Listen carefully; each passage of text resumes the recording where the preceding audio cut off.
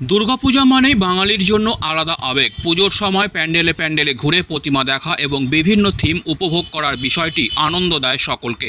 বর্তমানে প্রতি বছরই দুর্গাপূজায় বিভিন্ন মণ্ডপে আকর্ষণীয় থিম দেখতে পাওয়া যায়। চলতি বছরের দুর্গাপূজায় জলপাইগুড়ি শহরের কদমতলা দুর্গাবাড়ির পক্ষ থেকে আকর্ষণীয় থিম করা হয়েছে। এই পুজো এবার 105 বছরে পা দিল, আর এবছর প্রায় 4000 বছরের পুরনো ডোকরা শিল্পে সেজে উঠতে চলেছে এখানকার পুজো মণ্ডপ। বাইরের দক্ষ কারিগররা এই থিম তৈরি করেছেন। গোটা পুজো প্যান্ডেল জুড়ে থাকবে ডোকরা শিল্পীদের হাতের নিপুণ কাজ। পুজোর বাজেট প্রায় 20 লক্ষ টাকা বলে জানিয়েছেন এবারের পুজো কমিটির সম্পাদক কৌস্তব বসু।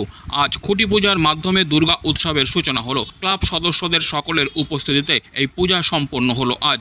তবে চিরাচরিত প্রথা মেনে এখানকার প্রতিমা থাকছে সম্পূর্ণ ডাকের সাজের। এবছরের আমাদের 105তম দুর্গাপুজো 1920 সাল থেকে শুরু হয়ে নিরবিচ্ছিন্নভাবে 104 বছর আমরা গত বছর সম্পূর্ণ করেছি দুর্গোৎসব। এবছর আমাদের 105তম দুর্গোৎসব। কত বাজেট কী করছেন? এবছর আমাদের বাজেট প্রায় 20 লক্ষ টাকার কাছাকাছি আমাদের বাজেট। এবছর আমাদের ডোকরার মণ্ডপ তৈরি হচ্ছে, খুব সুসজ্জিত মণ্ডপ তৈরি হবে। আমরা আশা করছি জলপাইগুড়িবাসীর খুব ভালো লাগবে। এছাড়াও আমাদের যে ট্র্যাডিশন যেটা চলে আসছে সেটা আমাদের সেই ডাকের সাজের চিরাচরিত প্রতিমা, সেই প্রতিমা আমাদের থাকছে। তার সাথে ডোকরার একটি মণ্ডপ তৈরি হবে, যেটা খুবই অতুলনীয় হবে বলে আমরা মনে করছি।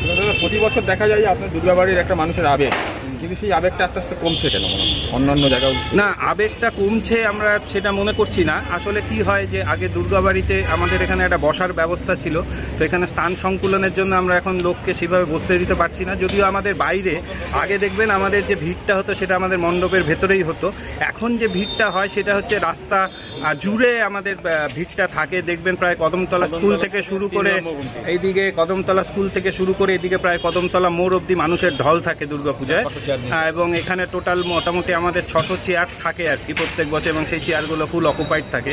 এবং মানুষের আবেগ যে দুর্গাবাড়ির প্রতি কমছে না সেটা আপনি আমাদের বিসর্জনের সময় বুঝতে পারেন। গত বছর কার্নিভালেও আপনারা বুঝতে পেরেছেন, এবং তার আগে যে বিসর্জন হতো, আমার মনে হয় না জলপাইগুড়ির কোনো পুজোয় স্বতঃস্ফূর্তভাবে মানুষের এতটা আবেগ থাকে। Disclaimer. This channel may not promote any violent, harmful or legal activities. All content provided by this channel is meant for an educational purpose only.